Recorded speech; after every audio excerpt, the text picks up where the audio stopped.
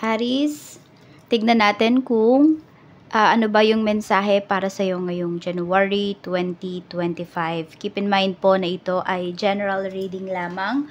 So, hindi po lahat ay makaka-relate. So, be open-minded. Sa mga hindi pa po nakasubscribe dito sa ating channel, please subscribe na po kayo. And pa-like na din po ng ating video.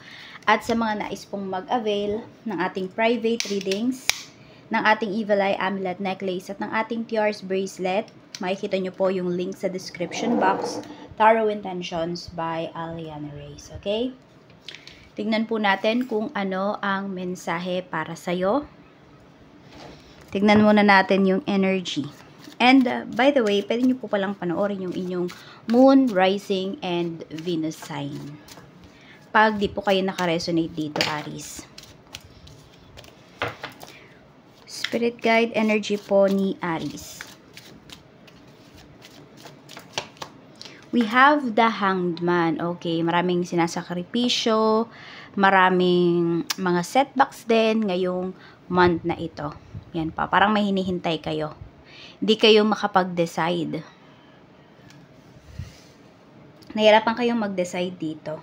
Parang alam mo yun, kung may bagay ba kayong ile-let go, or ipagpapatuloy nyo pa ba yung isang bagay, or isang relationship. Tignan natin. Energies around you naman. Okay, we have the High Priestess. Kuha pa tayo ng isa pang card. We have King of Cups. Marami sa paligid mo malihim ngayong month na to. Kaya din siguro nahihirapan kang mag-decide kasi hindi mo alam kung ano bang desisyon ng taong to. Oo ba siya or hindi? 'Di ba? Yes ba siya? Pumapayag kaya siya dun sa sinasabi mo or hindi? So, meron po dito, mag-ingat lang din kayo kasi meron dito, pwede pong mamanipula kayo. Kung mag-overthink kayo dito, kunwari, mag-overthink kayo sa sinabi ng isang tao, or sa kung wala pa nga siyang sinasabi, ibig sabihin na mamanipula ka na kagad nung tao na yon. Oo, meron dito kasi magaling magmanipula na makakasalamuha mo ngayong month. Check natin ano pa ba yung mensahe para sa'yo. Mensahe pa po natin, Spirit Guide for Aries, Sun, Moon, Rising, and Venus. We have intention and action, launch all your dreams. Ayan po. So ito, 'di ba? Meron ngang humaharang dito.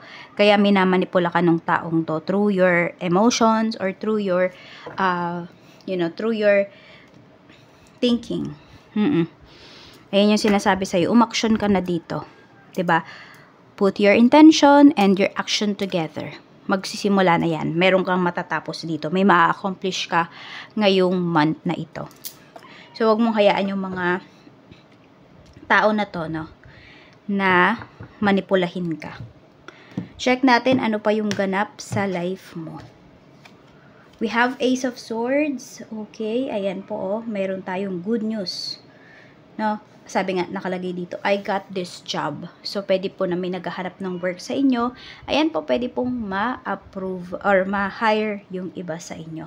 Meron ding promotion na pinapakita dito.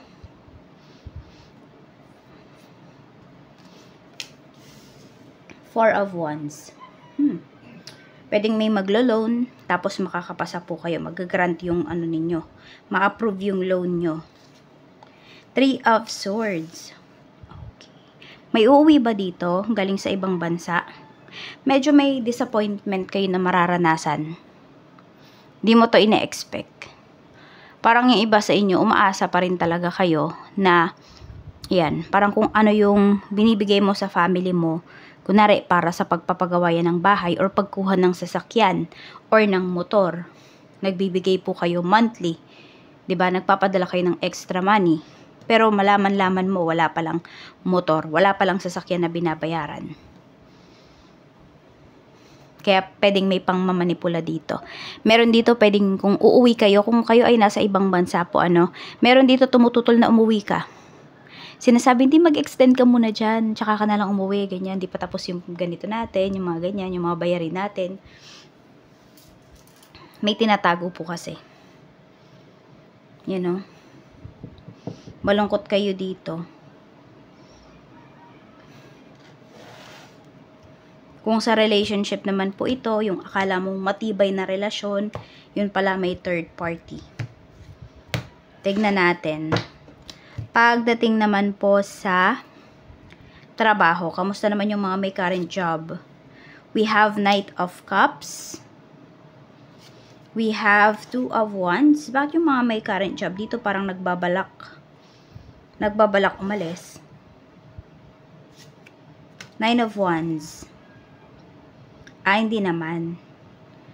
Medyo stress lang kayo ngayong ano na to. Ngayong, meron dito nagbabalak talaga na umalis, no? Pero tignan natin mamaya kung tama ba yung magiging decision mo na yan. Pero meron dito kasi parang sobrang stress ninyo pagdating sa work. Kaya lang, meron din ako nakikita dito. Kaya kayo nai-stress sa work kasi pwedeng iba yung pinagpo-focusan nyo ng atensyon. Hindi yung trabaho. Kapag nasa trabaho kayo, meron dito pwedeng nakikipag-chat kayo sa person nyo. Diba? Parang sa halip na intindihin mo yung trabaho mo, nagfo-focus ka dyan, ka-chat mo yung boyfriend mo or girlfriend mo. Pag ikaw ay nasa trabaho, kaya nararush ka dito sa mga gawain. Tingnan natin. Okay, so yung iba sa inyo, pwedeng yung person nyo yung nagmamanipulate sa inyo. Bakit sinasabihan niya, wala ka ng oras sa akin. Medyo nagiging possessive, po. Tingnan natin, ayan, stress lang sa work kasi hindi kayo nagpo-focus. So, focus kayo sa work. Ayan, focus kayo sa work, Aries. Tingnan natin pagdating naman po sa naghahanap ng trabaho. Tingnan natin kung makakapagtrabaho ka na ba this month. Yes, we have Six of Cups energy. Some of you, kung ano yung dream job ninyo or dream company ninyo, pwede nyo po yung mapasukan ngayong month na ito. Tignan naman natin dun sa mga, pwede rin matutulungan ka dito ng isang kaibigan or acquaintance mo. Check natin pagdating naman po sa mga, ayan, nagbabalak ng mag-resign. I don't know kung last year nyo pa ba ito binabalak, ganyan. Ace of Coins. Okay naman daw po kung itutuloy ninyo yung pagre-resign ninyo. Actually, yung iba nga sa inyo, ayan, meron kayong makukuha ditong malaking pera. So, meron din pala dito pwedeng pa-resign na yung iba sa inyo. I mean, pa-retired na yung iba sa inyo. Kaya parang, madami kayong makukuhang pera dito. Malaking halaga. So, okay lang naman daw po kung kayo ay mag-resign. Wala naman ako nakikitang negative energies dito. And actually, yung iba nga sa inyo, kung kayo ay hindi naman na magtatrabaho, ayan, pwede kayong mag-business. Maganda rin po yung pinapakita dito. So, use nyo lang wisely yung makukuha nyong pera pag kayo ay nag-resign or pag kayo ay nag-retired. Tignan natin. Siguro ito din yung The Hanged Man energy na pinapakita dito na parang pinag-iisipan nyo talaga na kung kayo ba ay magre-resign or hindi. Check natin. Pagdating naman po sa may negosyo. Kaperahan muna pala yung tignan natin. Kung saan kaperahan mo, we have Nine of Swords. Ayan, tignan mo, nababother ka. Meron ba may utang dito? Sige, tignan natin yung mga may utang. Mababayaran ba kayo ngayong January? Hindi pa kayo mababayaran ngayong January. So, kung may nagpaasa sa inyo dito, ayun, wag na kayong umasa kasi masasaktan lang kayo. Hindi kayo babayaran ng tao na yon, nung nagsabi na yon. Buo pa naman yung tiwala mo sa kanya, pero sisirain lang niya. Okay, yung iba naman, pwede po kasi na kayo naman yung may utang. So, tignan natin kung makakabayad ba kayo. Perfect timing. Some of you po makakabayad naman kayo kung kayo yung may utang. Pero yun, yung iba sa inyo talaga stress kayo, pagdating sa kaperahan. So, kung yun nga, kasi baka may niloko sa inyo dito. Niloko kayo ng sarili nyong pamilya pagdating sa pera. Kaya, nai-stress kayo. Tingnan natin, pagdating naman po sa may negosyo, may current business. Page of Swords. The Judgment. Okay, and we have Two of Swords. Kailangan mo na magdesisyon. Some of you dito kayo mayroong alinlangan pagdating sa negosyo. Ayan. Okay. So, pwedeng may pa-promo kayo, ganyan, pagdating sa inyong negosyo. Parang ano ba, umpisa ng taon, 'di ba?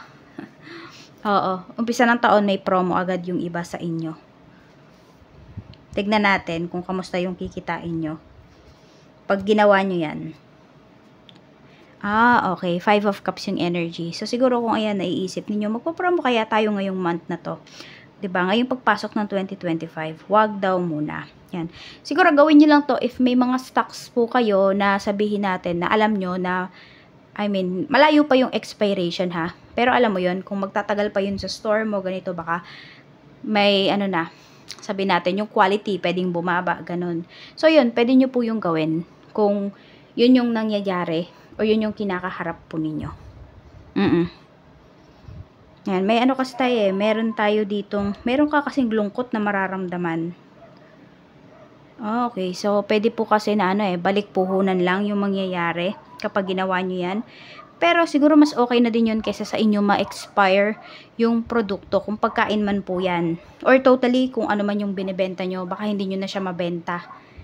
Parang nafe-feel nyo kasi yan eh. So tignan natin.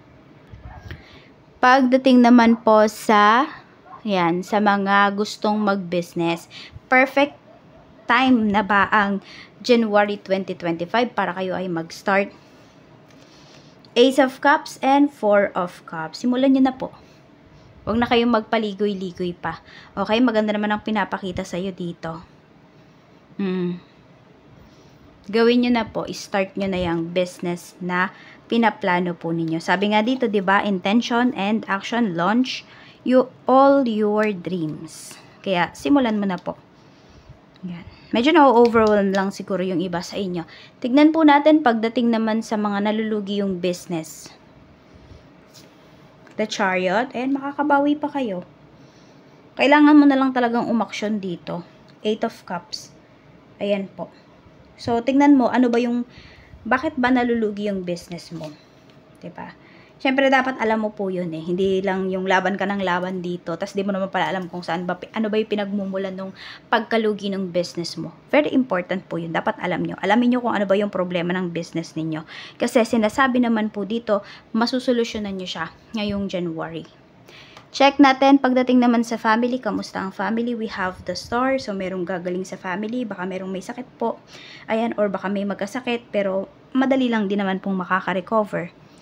Meron din dito, pwedeng, ayun nga, may nagsisinungaling, may nai-stress sa family kasi nagsisinungaling sa'yo. Aries. Tignan natin, pagdating naman sa friends, we have Queen of Swords. Meron tayo ditong The Fool. Okay, meron ka ditong kaibigan, parang lagi siyang may pinapakisuyo sa'yo. Or, for some of you, pwedeng, I don't know, sa pag-aaral kasi nakikita ko dito. May friend ka dito na parang ikaw yung pinagbabantay niya ng anak niya. Pinapakisuyo niya ba, ganun? Ay, makulit yung anak. Baka mag-away pa kayo dahil dyan. Oo. Tanggi ka na lang. Kapag ganun. Yun yung nakikita ko kasi may pasaway dito. No, ngayong January, baka pakisuyo, uy, friend, naman, pwede bang pabantayan naman yung anak ko, or, yun, pakisabay naman siya sa pag-uwi. So, ibig sabihin, sa'yo niya nilalagay yung responsibilities, no? So, tanggi ka, sabihin mo, pasensya na, meron pa kaming lakad, ganito, ganyan, magdahilan ka na lang. Huwag kang maawa, kasi pag maawa ka, baka pag may nangyari dito sa bata, ikaw yung madelikado dyan. So, tingnan natin. Huwag mo nang dagdagan pa yung responsibilities mo. Yan. Hindi naman lahat sa inyo makaka-resonate dyan. Pero yan yung napipick up ko kasi dito. No? So, tignan naman po natin sa love life mo. Kamusta? We have Temperance. We have 6 of Swords. Ay, may hinihintay ba kayong umuwi? Or kayo yung mismo? No? Hinihintay yung makauwi kayo. 2 of Coins. Meron nga nagdadalawang isip talaga dito. So, pwedeng meron dito nasa malayo kayo, nagdadalawang isip ba kayo kung makikipagkita kayo sa person mo or makikita pa ba kayo ng person mo. Pwedeng yun yung iniisip mo. Meron naman po dito, yun nga, pwedeng pinipigilan po kayong umuwi. Sinasabi na mag-extend pa kayo, huwag ka munang umuwi. Yan yung sinasabi dito. So, some of you naman pwedeng isusurprise po kayo or isusurprise niyo yung person nyo kung kayo man ay babalik na ng bansa. Tingnan natin health, kamusta? Kamusta po ang health ni Aries? We have King of Swords. Nag-overthink yung iba sa inyo. So, pwedeng, nag-overthink kasi pwedeng hindi okay yung inyo pong yung inyong mind, okay. Yung mental health ninyo, sobrang affected yan ngayong January. And, meron din dito, ayan, iniisip mo kasi, parang may nagbigay sa'yo dito ng hint. So, iniisip mo yun eh. Hindi ka mapakali. Sabi ko nga sa'yo, pag meron dito nagbigay ng pag-overthink sa'yo, minamanipulate ka nung tao na yon. Minamanipulate ka dito through his or her words. So, ayan po. Mag-iingat po kayo. No, meron talagang gusto ditong manipulahin ka. At ito po yung lucky numbers mo. We have number 18, 25, 50. We have number 37, 23, 13. Ayan po. Maraming salamat, Aries. And claim mo na yung mga positive energies dito sa reading natin. Mag-iingat ka. And ayan, more blessings to come para sa'yo ngayong January 2025.